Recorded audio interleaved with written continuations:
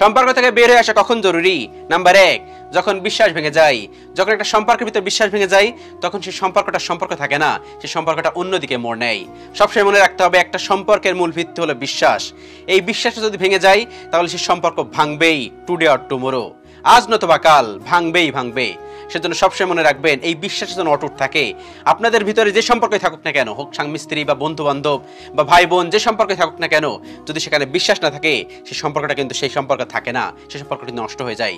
সবসময় মনে রাখবেন, এই সম্পর্ক যেন থাকে, সেজন্য অবশ্যই আপনাদের বিশ্বাসটা রাখতে হবে। আর যখনই এই বিশ্বাসটা নষ্ট হয়ে যাবে, তখন সেই সম্পর্ক থেকে লিভ নেওয়া উচিত। নাম্বার 2, যখন আপনার অস্তিত্বই তার কাছে খুবই তুচ্ছ, তখন সেই সম্পর্ক থেকে লিভ নেওয়া উচিত। যখন আপনি দেখবেন আপনি আছেন, তারপরও সেই মানুষটা আপনাকে গ্রাহ্য করতেছে না, আপনাকে তুচ্ছ মনে করছে, আপনি থাকলেও যা না থাকলেও তাই, তখন সেই সম্পর্ক থেকে লিভ নেওয়া উচিত।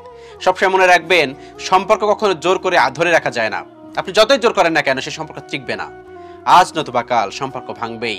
সেজন্য যদি এমন টানাপোড়া সংসারের মধ্যে থাকেন, বা এমন টানাপোড়া সংশয় বা কোনো কিছুর ভিতরে থাকেন, সেখান থেকে লিভ নেওয়া উচিত। সবসময় মনে রাখবেন, জোর করে কখনোই সম্পর্ক হয় না।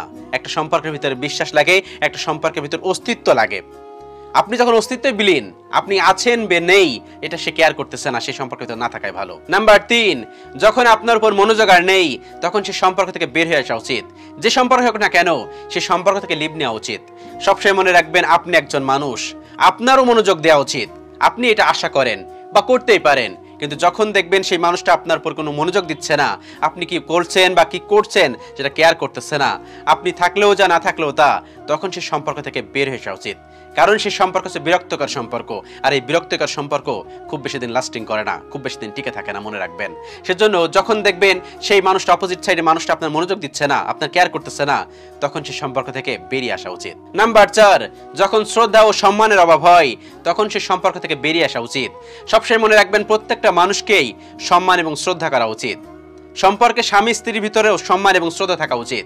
সবসময় মনে রাখবেন, সংসারের স্বামী স্ত্রী হচ্ছে একে অপরের পরিপূরক, অতএব তাদের ভিতরে সম্মান এবং শ্রদ্ধা থাকা উচিত। আর যখনই একটা সম্পর্কের ভিতরে এই যে সম্মান আর শ্রদ্ধা থাকবে না, তখন সেই সম্পর্কটা লাস্টিং করবে না, সেই সম্পর্কটা টিকবে না, তখন সেই সম্পর্ক থেকে বেরিয়ে আসা উচিত। মনে রাখতে হবে, জোর করে কোনো কিছু সম্ভব না। জোর করে আপনি কখনোই কি কারো কাছে সম্মান পাবেন? কখনোই পাবেন না। জোর করে কি কারো কাছে কখনো শ্রদ্ধা পাবেন? কখনোই পাবেন না। সেজন্য যখন দেখবেন আপনাদের সম্পর্কের ভিতরে সম্মান এবং শ্রদ্ধা নেই, বা শ্রদ্ধা এবং সম্মানের অভাব, তখন সেই সম্পর্ক থেকে বেরিয়ে আসা উচিত। নাম্বার 5, যখন দৈনিক ঝগড়া হয়, তখন সেই সম্পর্ক থেকে বেরিয়ে আসা উচিত। সবসময় মনে রাখবেন, সম্পর্কের ভিতরে ঝগড়া হবে, ঝামেলা হবে, তাই বলে প্রতিদিন যখন ঝগড়া হবে, তখন সেই সম্পর্কটা হবে টক্সিক রিলেশনশিপ। তখন সেখানে টক্সিক রিলেশনশিপ হয়ে গেছে, সেই সম্পর্ক থেকে বেরিয়ে আসা উচিত। সবসময় মনে রাখবেন, জোর করে কখনোই ভালোবাসা ধরে রাখা যায় না, সম্পর্ক ধরে রাখা যায় না। যে সম্পর্ক আপনার গুরুত্ব দিচ্ছে না, সেই সম্পর্ক থেকে বেরিয়ে আসা উচিত। যে সম্পর্ক আপনাকে কেয়ার করতেছে না, সেই সম্পর্ক থেকে বেরিয়ে আসা উচিত। যে সম্পর্কের ভিতরে রেগুলার প্রতিনিয়ত ঝগড়া হচ্ছে, যেখানে আপনার মানসিক শান্তি নেই, সেই সম্পর্ক থেকে বেরিয়ে আসা উচিত। কারণ প্রতিটা মানুষই চায় মানসিক শান্তি, আর যখন আপনার মানসিক শান্তি নষ্ট হচ্ছে বা মানসিক শান্তি পাচ্ছেন না, সেই সম্পর্ক থেকে বেরিয়ে আসা উচিত। আল্লাহ রাব্বুল আলামিন আমাদের সকলকে বোঝার তৌফিক দান করুন, আমিন।